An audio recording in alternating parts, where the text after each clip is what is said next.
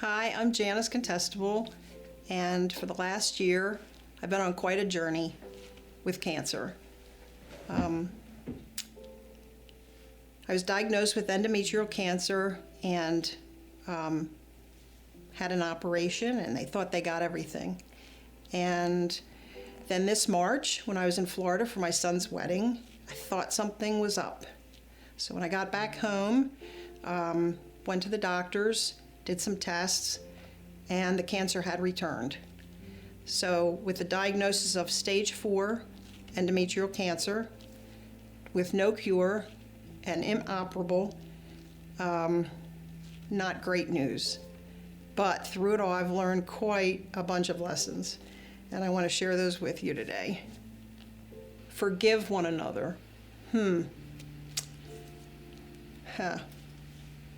This one, I believe, is the hardest one another that we are called to do. And we're called to do it because Jesus didn't say it was a suggestion. He didn't say, hey, if you feel like it, forgive people. It was a command, forgive one another, as he has forgiven us. And so I think it's one of the hardest things, especially when other people's sin splashes up on you. And back when I was a senior in high school, my dad left us a note on the dining room table saying he had had enough and he's leaving. And he didn't say where he was going. And to watch what my mom had to go through during that time was really rough.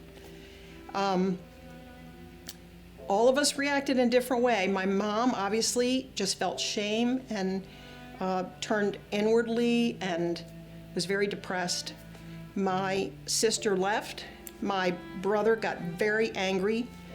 And I kind of just suppressed it because I had to take care of the house and my mom and feed the horses, and I had to get on with things. And it didn't really hit me until I had to sell one of our horses, and I watched the horse in the horse truck drive away, and I was like, whoa, my life just changed. And fast forward through college, and I meet John and my husband-to-be, and we are dating or engaged, I can't remember, but I felt God speaking to me and my heart and just saying, hey, you need to forgive your dad. And I was like, whoa, God, I have to forgive my dad? I don't think so. I mean, isn't he supposed to ask for forgiveness from me? And I heard it again. No, I want you to go and forgive your dad. I was like, whew, okay. So I asked John to go with me for support, and we went to my dad's. And I said, Dad, first of all, I just have to tell you that how this affected me. And then after I did that, I said, but I'm willing to forgive you because God has asked me to. And nothing happened. You know, he didn't jump up and hug me. He didn't say, oh, gosh, I need to ask for your forgiveness. It didn't happen. There's no fireworks, no soft music starting to build in the background. It was kind of just like, okay. So years go by. And in those years, it was interesting because my relationship with my dad started to get closer and closer and closer. And it was as if there was a restoration that occurred. It was a restoration. And I did have a peace having forgiven him. And I was young, I was in my 20s, but as I aged, about 10, 20 years later goes by, and now I'm about 60 years old.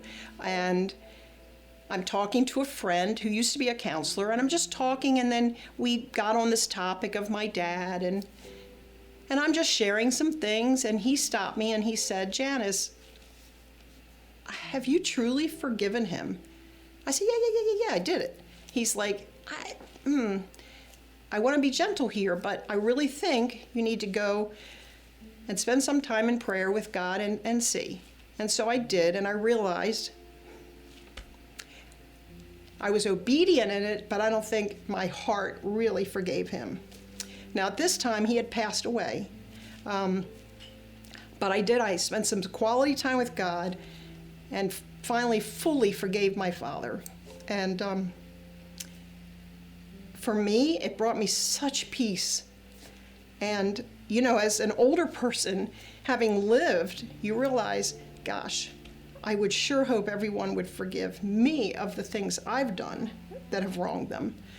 And so, and my gosh, the perfect picture of forgiveness is Christ on the cross, forgiving all of us for the sins that we've committed. And so it's a beautiful picture of grace and love. And I'm glad I listened to that prompt years ago. And the second prompt.